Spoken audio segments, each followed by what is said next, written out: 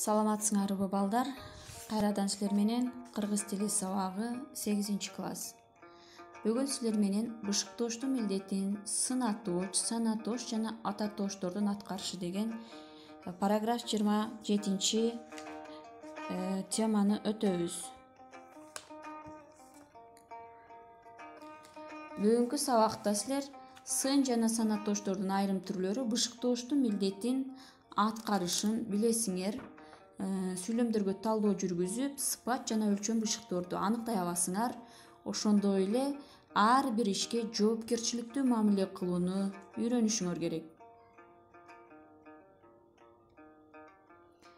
Өтүлгөн теманы кайталайбыз. Бышыктооштун канча түрү бар эле?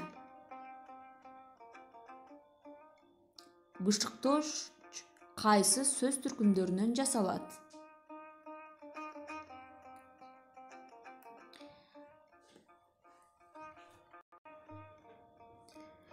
Бир сыйра эсибизге салып алган болсок, анда кайталап эсибизге түшүрөбүз. Бышыктооштун 6 түрүн өткөнбүз. Ошондой эле бышыктооштун милдетин төмөнкү сөз түркүмдөрү аткарат эле: зататооч, сынатооч, санатооч, ататооч, тактооч, атоочтуктар жана чакчылдар. Биз булардын ичинен зататооч, тактооч жана чакчылдар бышыктооштун милдетин аткаргандагы теманы өткөнбүз. Анда эмесе жаңы темага назарыбызды салабыз. Сынатооч бышыктооштун милдетин аткарганда сыпат бышыктооштун милдетин аткарып калат экен. Мисалы, артта отургандар капалуу келишти. Кандай келишти? Капалуу келишти. Бул жерде капалуу деген сөз сыпат бышыктооч болду. Ал эми сын атооч сөз түркүмүнөн жасалды. Азыр анын өмүрү бай чечекейдей гүлдөп турат. Кандай гүлдөп турат? Жок, кантип гүлдөп турат? Демек, бул жерде дагы сынатооч сөз түркүмүнөн жасалды дагы сыпат бышыктооштун милдетин аткарды. Бай чечекейге салыштырып жатат. Бай чечекейдей гүлдөп турат. Шамал катуу сокту. Кандай сокту? Катуу. Демек, бышыктооч катуу, сын атоочтон жасалды. Апамдын маанайы күндөй ачылды. Мында күндөй деп күнгө салыштырылып жатат дагы бышыктооч, сыпат бышыктооч болду. Сын атооч сөздөн жасалды. Кийинки, бышыктооштун милдетин санатооч аткарганда көбүнчө өлчөм бышыктооштун милдетин аткарат экен. Мисалы, сүмөлөккө ташты ар бирибиз 4-4төн салдык. Канчадан салдык? 4-4төн. Санатооч сөз түркүмүнөн жасалып, өлчөм бышыктооштун милдетин аткарды. Танабай партбилетин тапшырууга 3 жолу келди. Канча жолу келди? 3 жолу келди. Сыртта мылтык 2 жолу атылды. Канча жолу атылды?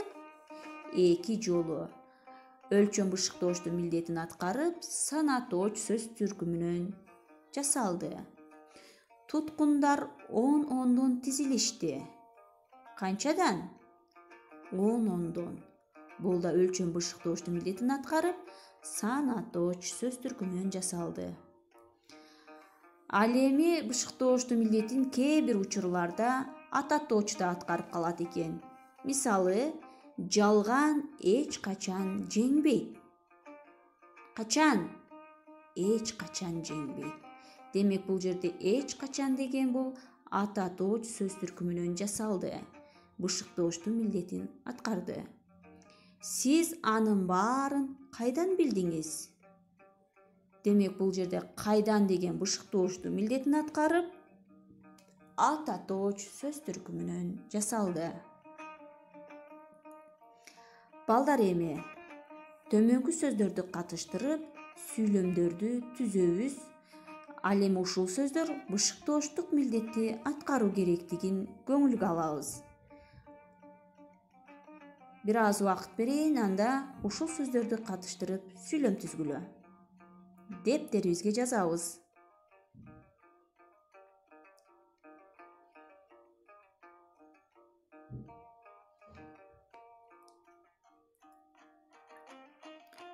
Сүйлөм түзүп бүткөн болсок, анда көнүк иштөөгө өтөбүз.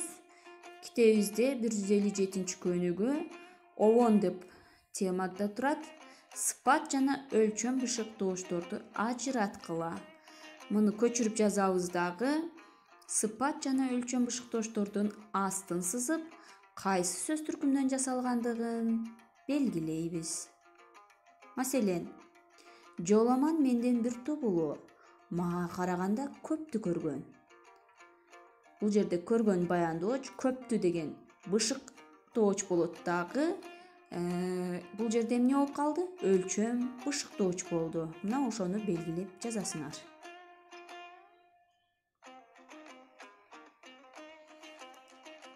Ал эми үйгө тапшырма төмөндөгүдөй болот. Сүрөткө карап, бышыктоочтун милдетин аткарган сан, сын жана ат атооч сөздөрдү катыштырып, 6 сүйлөм түзөбүз. Сүрөткө жакшылап көңүл бурабыз. Анда бүгүнкү тема түшүнүктүү болсо, кийинки сабакка чейин аман болгула.